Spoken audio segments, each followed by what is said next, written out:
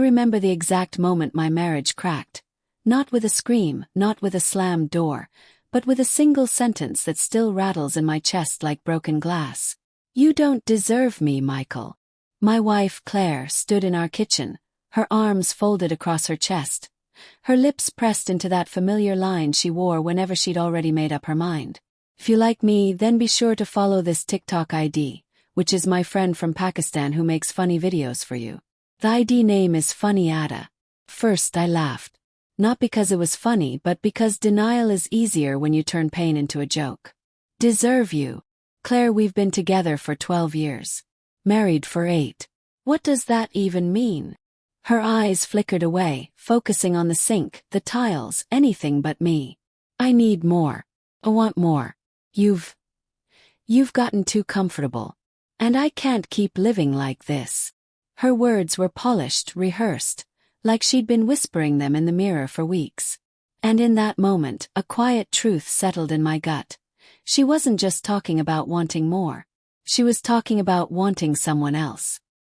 For the next few weeks, our house became a ghost of what it once was. She'd come home late, claiming work dinners or catching up with friends. The smell of perfume that wasn't hers clung to her clothes sometimes. Her phone, once carelessly left on the counter, was suddenly glued to her hand. I didn't press, not at first. Part of me wanted to cling to the life we'd built. Part of me was too scared to confirm what my instincts already knew. Until one night I made the mistake of asking, "Is there someone else?" My voice cracked, the question trembling in the air between us. She didn't deny it. She didn't confirm it either. Instead she sighed, shook her head and said, "I don't want to fight, Michael. I just think maybe you'll realize someday that letting me go was the best thing you ever did." So I let her go. Not with ease, not without nights of staring at the ceiling, feeling the sheets beside me grow cold. But I let her go because holding on to someone who already walked away in her heart is a slow kind of death. The divorce papers came quick. Too quick. She wanted the house, the car, half the savings. I gave up more than I should have, not because I didn't care, but because I was too tired to fight. When the ink dried, so did the last piece of the life we'd built. 2 years passed. I rebuilt piece by piece. I moved into a smaller place, poured myself into work, and slowly stitched a version of myself together that didn't depend on her. But even healing has its cracks. Late at night, I'd sometimes wonder if she was happy. If she found the more she was looking for. If the man she left me for loved her in a way I couldn't. I never thought I'd get my answer. Not until her 10-year high school reunion. It was a Saturday night, and I hadn't planned to go. We went to the same school, but reunions weren't my thing. Too many forced smiles, too many shallow conversations. But an old friend, Jake, called me up. "Come on, man. It'll be fun. Free drinks, old faces, maybe even some closure." Closure. The word hooked me. Against my better judgment, I put on a suit and went. The banquet hall was buzzing with music, laughter, and nostalgia. People were swapping stories, exaggerating memories, clinking glasses. I kept to the edges, nodding at familiar faces, sipping a drink. Then I saw her. Claire. She looked the same yet different. Her hair shorter, her posture sharper, but her eyes carried something I hadn't seen before. Heaviness. And then I noticed the man beside her. Tall, confident, arm draped around her shoulders like she was a trophy. Her lover. The one she thought I didn't deserve to compete with. Almost left right then. But fate, or maybe cruelty, had other plans. "Michael," a voice said, too loud, too eager. It was Claire. She had spotted me, her eyes widening before she forced a smile. "Wow, I didn't expect to see you here." "Yeah," I said, my voice calm, steady. "Didn't expect to see you either." Her lover smirked, extended a hand.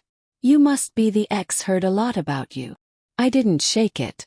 Just raised my glass slightly, keeping my eyes on Claire. For the rest of the night I watched them. Not out of jealousy but curiosity. I wanted to see what more looked like. But the cracks showed quickly. He snapped at her when she spilled a bit of wine on his sleeve. He ignored her when she tried to join conversations. His attention locked on other women in the room. At one point, I caught her standing alone by the bar, her shoulders slumped, her smile fading the moment no one was watching. And that's when it hit me. She hadn't traded up. She'd traded away. Later, as the night wound down, I stepped outside for air. The cool breeze hit my face, and for the first time in years I felt lighter. Then I heard her voice. "Michael, wait." I turned and there she was. No lover, no crowd, just Claire. Her eyes shimmered, but not with joy. "I didn't think you'd come tonight." "Neither did I," I said flatly. Silence stretched between us. Then she whispered, "You look good. Better than before." I let the words hang. Once I would have clung to them like lifelines. Now they felt hollow. She stepped closer. "Do you hate me?" I looked at her. The woman who once was my world, who shattered it with a single sentence. And for the first time, I didn't see the Claire I had loved. I saw a stranger wearing her face. "No," I said quietly. "I don't hate you. I just don't know you anymore." Her eyes glistened and her voice broke. I thought he'd be different. I thought I deserved better. The irony twisted in my chest. She had left me because I didn't deserve her. Yet here she was, broken by the man she chose instead. I should have felt satisfaction, vindication. But all I felt was sadness, for the years we lost, for the love that turned to ashes. "I hope you find what you're looking for, Claire," I said, turning to leave. "Michael," her voice cracked. "Do you ever miss us?" I paused, my back still to her. The memories rushed through me. Our first kiss, our wedding, the nights we stayed up dreaming about the future. Then the lies, the silence, the betrayal. "Sometimes," I admitted. "But missing what we had doesn't mean I want it back." And with that I walked away. That night, lying in bed, I realized something. Closure doesn't always come with revenge or reconciliation.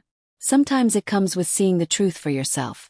Seeing that the person who once made you feel small wasn't larger than life after all. Claire once said I didn't deserve her. But the truth. She didn't deserve the version of me who would have done anything to keep her. Now I finally knew it. And for the first time in years, I slept without the weight of her ghost.